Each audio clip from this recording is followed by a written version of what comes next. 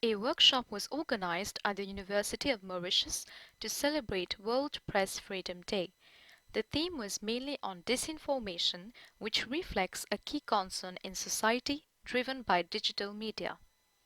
The first session consisted of moderators and panelists who discussed on the state of information, communication and data in Mauritius. To set the scene, Mrs. Nahainen presented some numbers about digital usage and some statistics as well concerning false or misleading information about selected topics. Answering to the question asked by Mrs. Chanmetu, Mr. Debi Singh highlights about the complaints they receive at the ICTA. The same trend in Mauritius in terms of the complaints pertaining to online social media. But then when it comes to disinformation particularly, this is not the case as we see elsewhere, because most of the complaints that we entertain pertains to abusive content, most of them. Maybe in the complaint there is some degree of disinformation into that, but then the number of complaints that we entertain mostly is abusive content. In terms of volume, for this year up to now, we have received around 50 complaints. He added that the ICTA does not have the power of investigation as the matter has to be referred to the police. Even if we were given the power of investigation under this act, I don't think that this will have solved our problem. Because the nature of the internet is so that when a crime is committed on the internet, it can be committed anywhere in the world. So the police is facing the same problem of how do they tackle these issues of cybercrime, because somebody in another country can be committing the crime and the victim will be in Mauritius. So how to tackle this problem?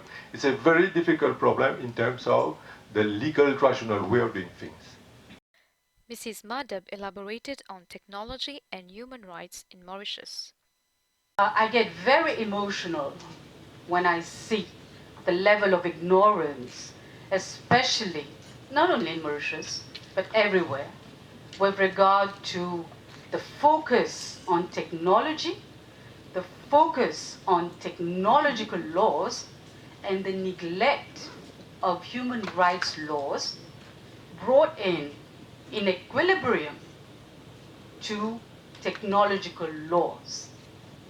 When I talk about technological laws, it's actually what has been referred to previously, digital services, online safety. Very good initiatives. But the focus should be primarily on human rights. Mr. Mutusami commented on the RSF ranking, saying, what I'd like to say on this RSF ranking, it's also what they say today is that it's not because there are free media in Mauritius, because the media today can publish. We have representatives of the mainstream media here, and the written press, the radio and electronic media. There is the state-run media. The private media can write, can publish, but it's the environment that makes it difficult. He added that media sources might bring disinformation. It's not just about the media, it's also we're working in another kind of environment where we have media sources who may be those who bring in this disinformation. He further said that we need to support mainstream media over social media. The other thing is there is social media all around mainstream media, and I would like here to say that we need to support the mainstream media. It was indeed an insightful discussion on countering disinformation. The event ended with the pledge on countering disinformation